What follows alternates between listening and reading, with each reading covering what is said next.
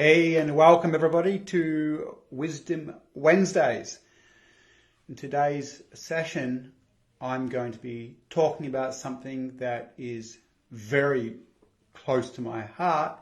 And if you want to have a good life, I believe it should be close to yours as well. I'm not going to be speaking too much about business or investing. I'm going to be talking about something even more important, the inner you, and how you cultivate that from the inside out, which I will explain soon. So we can start by talking about doing the right thing. We can also start by talking about courage. And to get into today's topic around doing the right thing and courage, let me just share something that you will have experienced. So at some stage in your life, and it's probably happened many times, you have delayed doing something that you know you need to do. And you will procrastinate, put it off, avoid it. But you know in your heart of hearts that you need to deal with this challenge or issue. And that could be something like speaking to someone and having to, or a perfect example is telling someone you've got to break up with them and you know that that's going to hurt their feelings. Or you've got to have an uncomfortable conversation with someone. And you've worked out deep inside, I'm going to be talking about deep inside soon and what that means, but deep inside that you must have this conversation. You must do this because it is the right thing for you and for the other person. And once you get to that point of knowing that you have to do that thing, and sometimes it takes some time to arrive at that understanding that I must do this, I need to do it. What typically happens is there'll be a period where, as I said before, you're procrastinating, delaying, getting busy doing other stuff. And the more you do that, the worse you feel about yourself. So you pluck up the courage and you go and have that conversation. You split up from the person. You face your uncomfortable emotions as you're walking up to the door or you're picking up the phone to have that conversation. If you're splitting up with someone, I hope you're not doing that on the phone. And here's the important thing. To do what is right will bring you face to face with your ego and the fears of the ego and the uncomfortable feelings of the ego. But when you express and do the right thing, even if the other person's really upset with you, you walk away from that and you'll feel your confidence soar. You'll feel good about yourself. Now, this doing the right thing comes from the inside out. And you would have experienced, while you're humming and hawing about what you should do, that you've got this inner prompting saying, you need to do this. To be a decent, evolving person, you need to do this. You need to go and have that conversation. And then, of course, other parts, oh, that's going to make me uncomfortable. So you can see there's a war between the inner promptings of doing the right thing and the ego, with all its fears, concerns, and self-doubts. And all egos want to be comfortable. If you didn't follow the impulse of doing the right thing, facing your fears and having those uncomfortable conversations, if you didn't do it, you feel worse about yourself. Way worse. In fact, in the deep recesses of your consciousness, you know that you have been a coward. You know you've been a coward, and your sense of self diminishes. So I'm going to another example here. I'm thinking about when I first started running trainings. That would have been, 30-something years ago. And even my skill set, so anyone that works with me knows, I read you. It doesn't take me 30 minutes to work out all your blocks, all your gifts, all your strengths, how you act under stress, what you don't see as an entrepreneur or an investor, and that thing you're not seeing is making you miss out on opportunity, money. So when I first started doing this work and running trainings, I had to get up in front of these audiences and teach and read people. So first of all, I had to go out in public and say, I can read people. And then I'd have to do that on stage without a person hardly saying a word to me, and I would read them. Now, when I first started out, I had the inner prompting. In fact, one of my mentors and teachers, I ran businesses for years as a conventional business person, and my mentor, Brendan, said, Perry, have you observed that everyone wants to come and ask you questions and talk to you and ask you insights on how to run business, and you, because you know people's personality and you can read them, they want more and more insight. I think you should go and do this for a business. I think you would love doing it, and success just comes naturally, because of course when you do something that you're naturally gifted at, and this is one of the things we always teach our entrepreneurs, don't do things you're not gifted at or not strong at, but when you do what you're gifted at, of course you're giving people the blessings of your gift. That's what good painters give people, good musicians. If you're a gifted accountant, you're giving them the gift and people will come to you. So after my mentor said that, I sat back and my own inner prompting, and I've been told that since I was probably about 19 that I should be teaching. I went, you know what? I have to do it. I just have to do it. But then my ego was going, don't. Who do you think you are? Who do you think you are? You don't know enough. Who are you to be doing that? So that's parts of my ego structure. Now, by the way, those parts are trying to protect me. They're going, don't get up on stage and sow those things. Don't go up on stage and do that, because, you know, you could get persecuted or rejected. And what do you mean? You're talking about reading people. People have got no comprehension of what that means. You're going to be labelled as a weirdo. So, of course, here we go again. There is the war between my inner prompting, which said, go and do this. This is your life path. And then my ego going, nah, don't. I remember before I first spoke in public, I could not sleep for a week hardly. I remember being violently sick for 2 nights before I spoke. And again, that's all the protection mechanisms, the ego going, don't do it, you're gonna die. Persecuted. And I went and did the talk. And I look back and it was okay. I remember just feeling so nervous doing it. I wouldn't say I was particularly gifted at that talk. But I remember getting off the stage afterwards. And that first talk was to a bunch of investors, actually, interesting enough. And I remember getting off that stage and feeling that sense of you faced your fears, you faced your doubts, and you went and did what you know you should do, what is right to do. And I felt amazing because of that.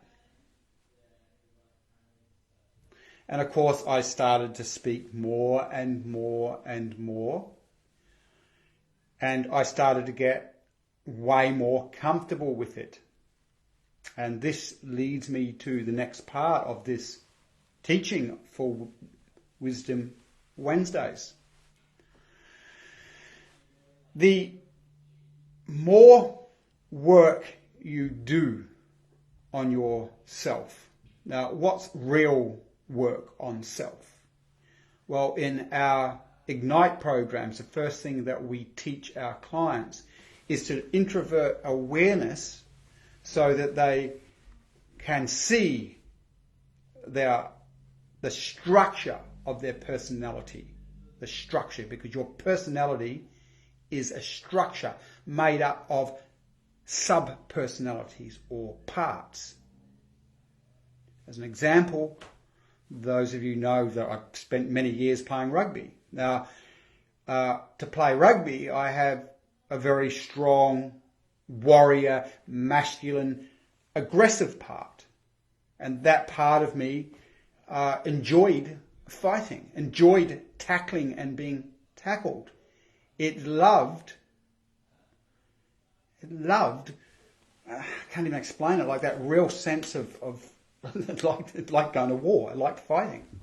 I had another part of me, and still have this, which is very soft and very sensitive, very caring. And this part of me wouldn't want to hurt a fly. These are two parts, different polarities that make up my personality. So the personality is made up of parts. It's just a structure. We've worked with so many engineers, it's not funny. When the engineers first come to this work, they're like, oh, wow, this is a bit weird. When they started, our engineers are usually some of our better clients because they understand and quickly grasp.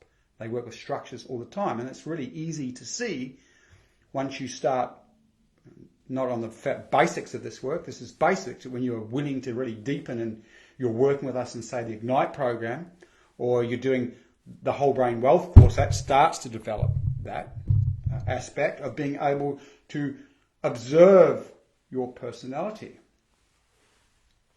When you can observe your personality, you start to be disidentified. And then the next thing you need to do is start naming the games of your personality.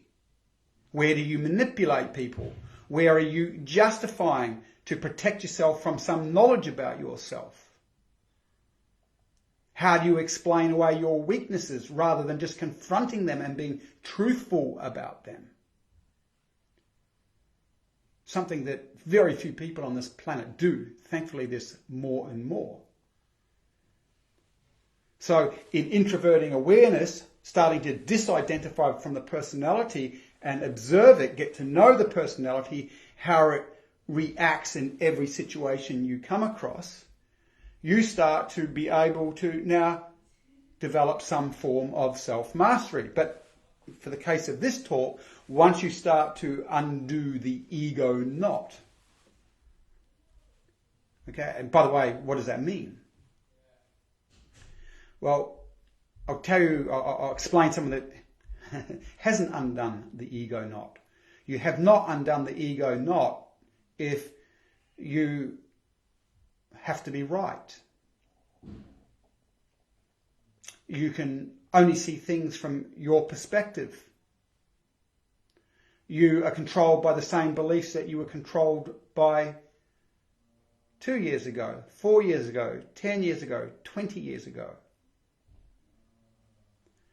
You haven't undone the ego knot if you are still reacting in the same way that you did 10 years ago. If you've undone the ego knot, you are more fluid. You get inner promptings, intuitions about what you should do next, what is right, what's the right path for you. So when you undo the ego knot, and I talked about that before, at the moment you start to introvert awareness and start to own, tell yourself the truth about yourself, whether your ego likes what it sees or not, you're now accessing another force within your consciousness that's deeper and wiser than the ego structure, and the ego structure starts to loosen. You think about someone, I'm 53. You think about some people you know that are 53, 55. Now what's happened to them, they have not undone the ego knot, and they actually become rigid and old. Because if you haven't undone the ego knot, you must be rigid, because you're still carrying the same beliefs, the same behavioural patterns. There's nothing fresh, there's nothing new. And it shows up in their body, it shows up in their stance. It shows up in how they live life.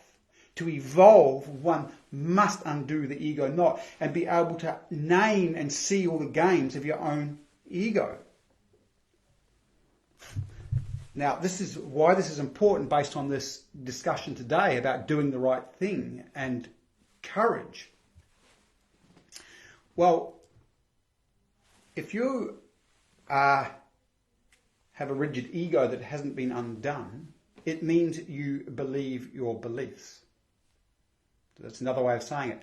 A person who has not undone their ego structure believes their beliefs. Therefore, they are controlled by their beliefs, and most of their beliefs will be founded on fears. So therefore, the ego will hold on to those beliefs even more to protect oneself based on old knowledge, old experiences, or things that were passed down to them through their lineage, through their bloodline, through the genetic line, or through nature itself. Meaning, nature and nurture, your parents, the people you're around, you've taken on their belief system, the tribal belief systems. Therefore, you are nothing but a robot to your own belief structures. Nothing new comes through. And so the more rigid the ego with its belief structures, right, because ego is allowed, the less likely you are to access the other powers within human consciousness. Powers you probably had access to as a baby or as children, but through the indoctrination process, through the fears that you have, you get cut off from. So once the ego structure's loosened, inner promptings come fast and quick. Because there's something inside of you that's not of the ego, because the ego is a rather gross structure. Okay, there's more subtle structures within human consciousness. So on those subtle levels, there's inner promptings. The unconscious is fluid. Human beings are fluid. The psyche is fluid. You see all the shifts and changes on the planet. That is the psyche of our species being displayed, evolving, moving, growing, going somewhere in that process. People will die, there's conflict. That's what happens when you've got wars between ideologies as the evolutionary process happens. And the same thing must happen within self. So this comes back to doing the right thing in courage. So I go back to those earlier examples of having an uncomfortable conversation with someone, because you know deep inside that that's what you need to do. When you have that uncomfortable conversation and you've pushed against your fears and your self-doubts and access courage to do that, that inner part of you that prompted you to do it goes, they're listening. They're willing to honour this, not the ego. And then more is given. And then what happens is you'll find that you become a person who is more attuned to the inner promptings, observing the ego, and then you do more and more of the right thing. Now, what is the right thing for you will be different to the right thing for me, except there are certain generalities. Okay, so my life path, where I'm prompted to move inward from inside out, meaning if you're looking out there for what you're supposed to do, well, that's not going to work. It's inside out. So following those promptings and constantly following them, you start to feel good. And at certain times, again, there'll be another developmental phase that you've got to follow. And your ego's freaked out and scared, but because you've done good quality inner work and you can observe and see it, you keep going. Then you change. In this way, you build up what we call a good life. You know inside of yourself, you are living as you should. You're not a slave to your own ego structure, and you're not a slave to the way the world tells you you're supposed to be. Now, again, why is this important? I'll just take this sideways, and we're going to bring another aspect of the teaching in here. So I'm working with a client, and I'm always working with clients, obviously, entrepreneurs and investors. And what was the one that I over the last week? Well, inner prompting to do something in their business. And of course, as soon as the inner prompting comes up, the ego goes, no, I'm not going to do that based on old stories. And this is what will happen for a big percentage of the people that will watch this. This is what's going on for them, whether they realize it or not. And most people won't realize it because most people are so unconscious and unaware of the enormity of this thing, what's in there, what we can access, how it even works. So that inner prompting comes up in my clients.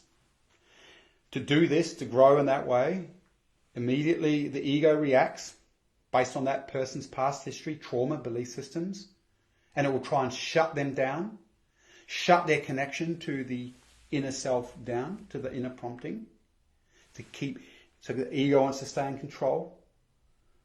And most people will believe the story and then get trapped by the ego, not evolve. And as we've already said, once that happens, the person starts to feel bad inside, die inside, even though they're justifying why they didn't do that thing. The inner self goes, I know I have been a coward. I know I'm cheating myself, and I've got all these rational reasons for why I didn't do it. Okay? And the person's dying inside, and again, once again, shutting down to the inner evolutionary promptings that would help them be who they are here to be and to live a good life. You don't get the good life without sacrificing the ego. When that happens, the clients always look at me and go, I can do that when I have more confidence. I can do that when I have overcome this self-doubt. At that point, the person is in trouble. They won't change because what they've actually said is my patterns are more powerful than my choices. My fears are more powerful than my dreams.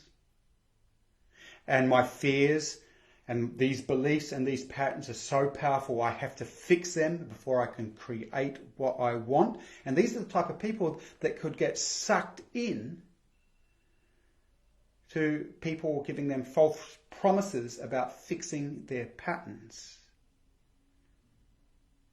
And they'll get about fixing rather than creating. Now, in our work, belief systems are transformed and changed. But they are transformed and changed through the process of enabling courage as you move towards activating your inner promptings and dreams. Now, this is really important to understand, because if you're not willing to face the fears and doubts of your ego, you're telling the world, the universe, and more importantly, when I say you're telling the universe, you're telling your own unconscious, which talks to the universe because it's connected to it, because we live in a collective, whether people realize that or not. We have shared minds. You're telling your unconscious life that my fears are so powerful, I cannot take this action of following the inner prompting. Now you imagine you're telling your unconscious that all the time. Each time you do that, you make these patterns and beliefs way more powerful. You make those patterns and beliefs that you think have so much control over you even more powerful. They're the defining power in your life. Well, they're not. Choices. So in the same way, when you say to your ego that was fearful and didn't want to go and have that horrible conversation, when you say to your ego, look, I understand you're scared, I understand all your stories, but I've got to go and do it. Now that sends another message. It says, I'm more interested in doing the right thing, being courageous, following my promptings. And for this short period of time, I am going to confront my ego. I'm going to ignore what it's saying. And by the way, that sends a really powerful message to your unconscious. I'm willing to do what it takes. I'm willing to evolve. I'm willing to move. And then what happens is those people's beliefs change over time. Now, so one such client today said to me, I just need to get like rock solid confidence. And I knew this client had been dabbling at surfing. Well, I found out he'd been bodyboarding. But I said, you surf, don't you? You've been dabbling at surfing. And he goes, yeah, I've been riding a bodyboard. And I said, so how comfortable do you feel in 6-foot waves? And he said, it just freaks me right out. And I said, how do you think I feel in 6-foot waves? And he said, I'm sure you are totally at ease.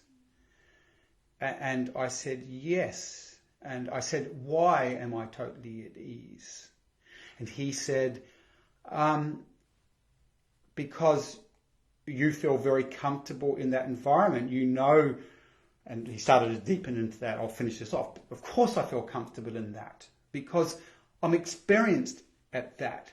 My being knows that I have mastered most of the variables. So there's no ocean that's 6 foot that's going to be scary to me or imposing to me, or I don't feel threatened in that because I've been in those environments so many times and far bigger ways. But I've been in those environments so often that I know right through my entire being I'm safe. I'm okay. There's nothing in that environment that can hurt me too bad. And how did that happen? I just kept going into that environment. Now, was that the same when I started out? No. Of course people are scared. Of course when we follow our inner promptings, our ego's freaked out. And it's got every right to be, right? Because if you follow the inner prompting and you start taking the actions, the ego is going to freak out. Ego wants certainty and a little bit of excitement, by the way. So you'll see that in your life. You'll want safety and security. And then if you have too much of that, it's boring and you're going to do something, either a healthy way of getting a bit of an adrenaline kick or an unhealthy way of getting an, you will find some way of finding some uncertainty to give you a bit of joy. Okay? But in this case, when you follow a prompting, that prompting will usually terrify the ego because the ego's going, there's all sorts of variables here that I can't control. There's all sorts of things that could happen that I'm not aware of yet, and I don't know if I can handle them. So of course it's scared. And again, if the person goes, okay, I'm going to follow all these fears, I'm going to go and spend years. I used to, when I first started studying all this stuff to see what made people change and what didn't, you'd see these people who are just fixated on fixing themselves. They'd never grow or evolve because they kept telling their mind their fears were more powerful than taking the action. So, of course the ego's freaked out, but if you keep putting it back in that environment, you keep putting that in that environment in following the prompting, and sometimes you've got to be very sensitive to self, and I'll tell you why in a second. But what actually happens over time, when you keep doing that, you're going to be challenged. And each time you're challenged, you're forced to find a solution. You're forced to grow some new thinking skill or some new bodily skill set. And in doing that, what happens is confidence is developed. So when you've done something 15 times, and after you've done it 15 times, you've started to develop a mastery of that.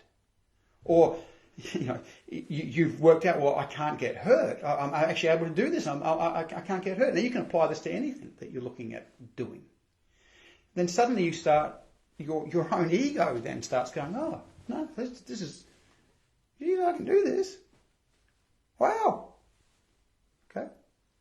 Now, when we're working with clients, we have tools, really amazing tools that help them reprogram their unconscious because you want to do inner work that reprograms unconscious beliefs, but you only want to be doing that work if you're in challenge, because if you're not in challenge, in service of your inner promptings, nothing will change. You'll become like a whole bunch of other people that are interested in doing personal development work in their bedroom, hiding from life, not following their promptings, and nothing changes because they're not willing to confront their ego. And confronting the ego can be painful. So each time you do that, each time you move into challenge, then the ego, the body-mind gets comfortable, your confidence comes back. And then you actually start to get to the point where you trust the process. You've done it so many times, you start to enter and follow this inner promptings all the time. Now, I'm just going to take this somewhere else into like a moral perspective in some way. So I said before that my inner prompting is going to be different to your inner prompting. But I said there's some generals. So we look at morality. And by the way, I would not consider myself someone with a conventional view of morality, which is often handed down through tribal thinking. But we all know, right? So again, I've talked about doing the right thing, following the inner promptings. Well, doing the right thing on a general level is also about doing the good thing, the kind thing, the compassionate thing. Because the more you undo that knot of the ego, as I said earlier, the more other aspects of your consciousness will awaken, and they will prompt you to continue to evolve, and that evolution will also be part of a moral path. What's right, what's beautiful, what's meaningful. So things like revenge, ripping people off, trying to take advantage in a way that someone else is going to miss out and get hurt. All those things of the ego, you would be asked to clean up. And what happens is the more you honor the inner prompting around goodness, what's beautiful, what's kind, what's compassionate, what's wise, the better you feel inside.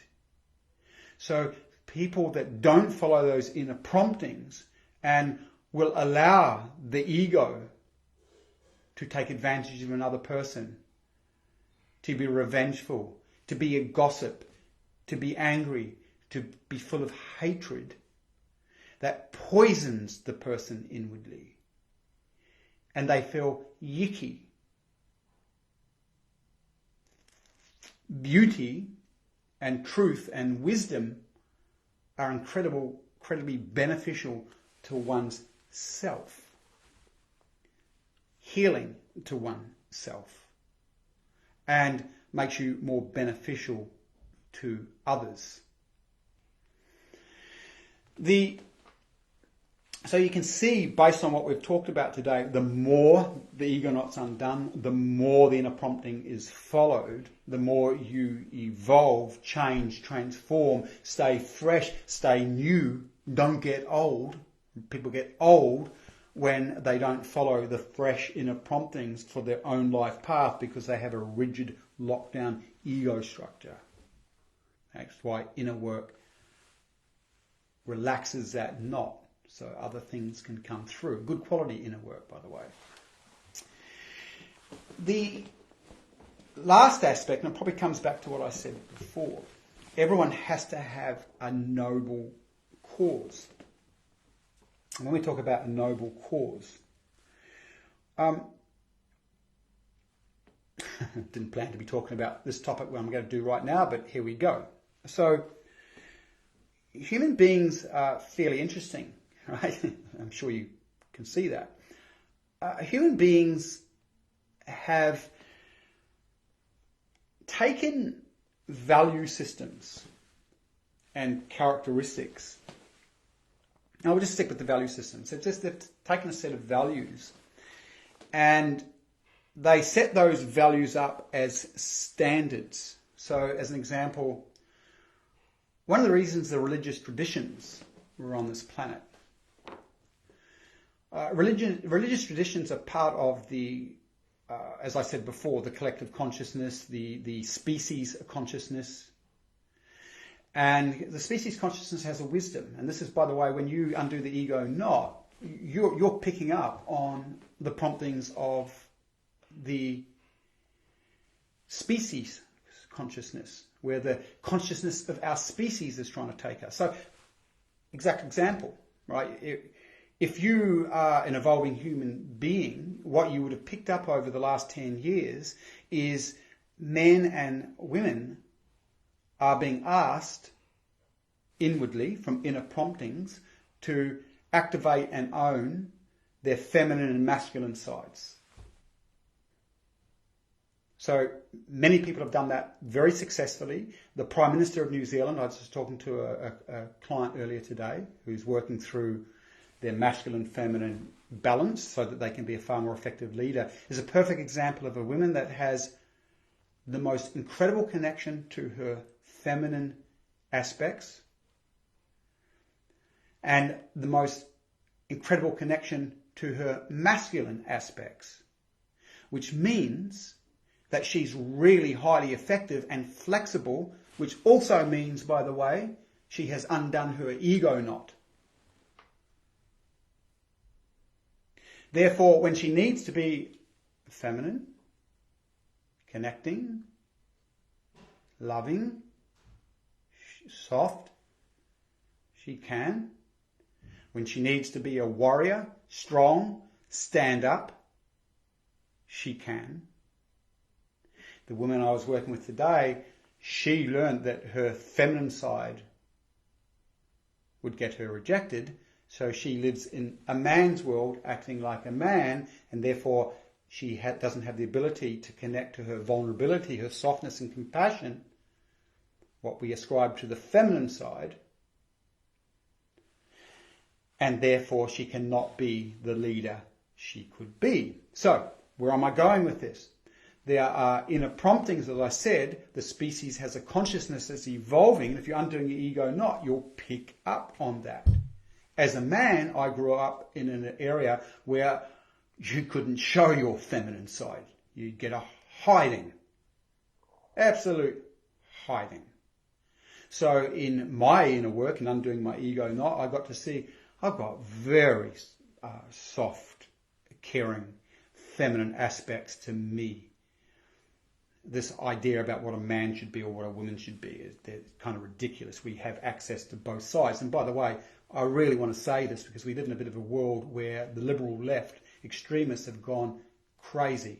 There is a big difference between males and females. All the science verifies that.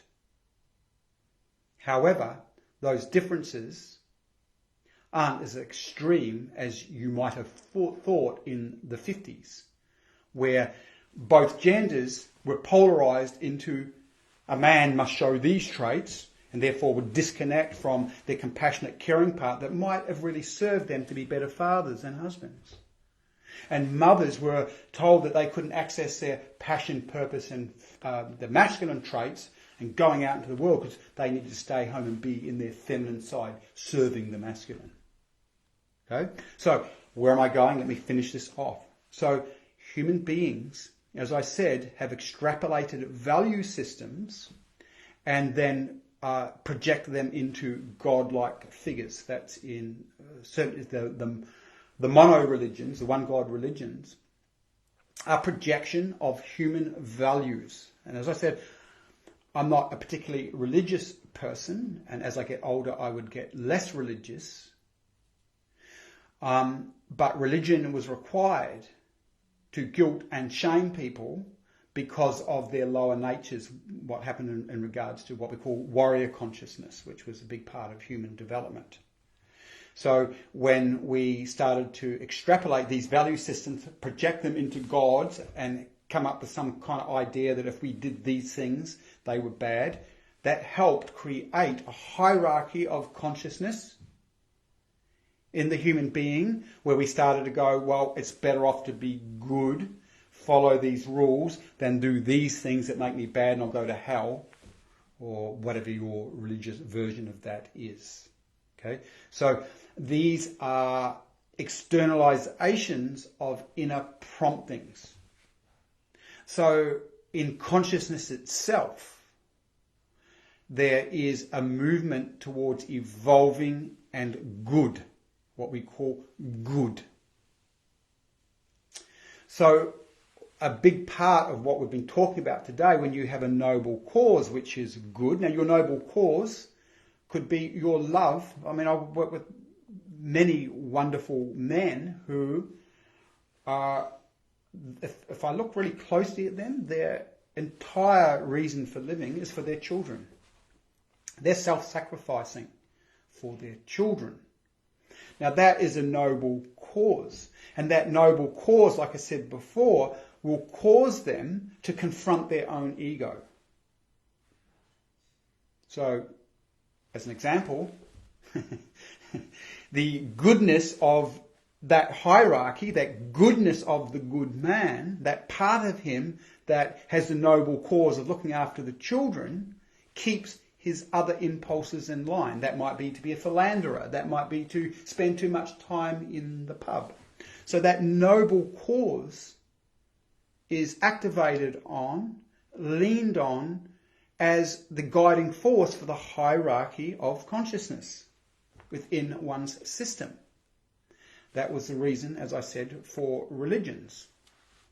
Interestingly, I listen to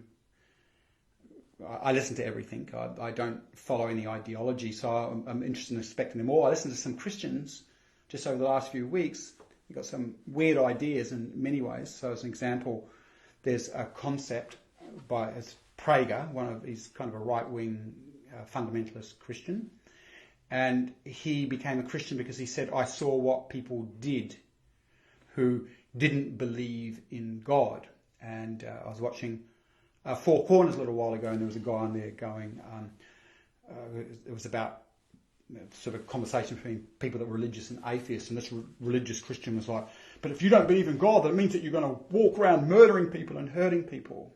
Well, as I said before, religions came onto this planet as there was projection of human consciousness, of good value systems into sky daddies and mummies, but mostly sky daddies. And this was a really important force in humans' development. By the way, our greatest developmental phases came when the mono-god religions arrived on this planet. So people suddenly learned, well, I can't just run around raping and pillaging and stealing. And if I start to repress them, that's actually what happened for most of the place, or ignore these parts, an evolved person wouldn't repress them, they'd inspect them, integrate and understand them and bring them into their consciousness. But back then, if you did those things, you're bad. And if you do these things, you're good. You got to hit that. That's when people started to develop delayed gratification. Society blossomed. This is when cities and towns, sewage started to happen. So we know that the monogod religions were a really important developmental phase of humanity. But that old hangover that somehow if you don't believe in this Christian God or this Muslim God, you're going to fall prey to your lower selves is ridiculous, because I don't need a religion to know what's right and what's good and how to treat people, because I have a heart. By the way, I've been thinking about this lately. My human heart has no logic. My logic has no heart. Now, that's a thing to ponder. The heart has no logic. The logic has no heart. So on their own, they're both a bit dangerous. But together, now that's a deep teaching. Some of you will get that. When you can work with them together, the heart will balance out the logic, and the logic will balance out the frailties of the heart. And when we talk about frailties of the heart, who's ever been moved by love to do something that when they look back on it years later go, oh, that was stupid? That's the heart. the heart might want to save people that shouldn't be saved. What do we mean by that?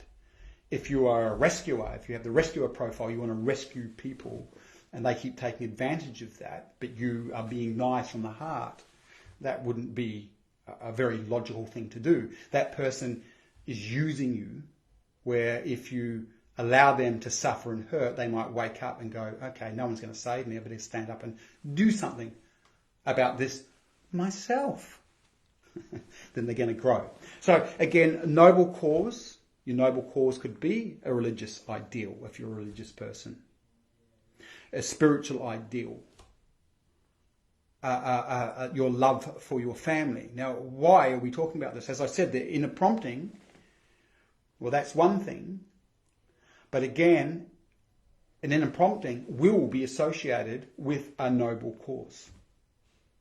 And that's what it takes to push against the ego structure, which is fearful, rationalizing for itself about why it won't move and do it. So we also start to see, as we analyze these things, that love is required as a motivational force to help you overcome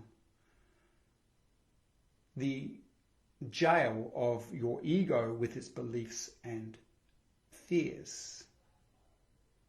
And I'm sure many of you watching this have experienced it yourself, where you have done things that are very fearful to your ego structure because of love for someone in your family, or because of a love of an ideal, or a love of the inner prompting that's trying to get you to do the right thing. Love's there in all of that. Anyway, I only plan to talk for 10-15 minutes, but I don't know what it is. I never see the time. And once I start talking about these subjects, I can tend to keep going. Anyway, if you have any questions about anything that I have said, in fact, actually, I'm going to throw this. It's just come to me now, so I'm going to throw it.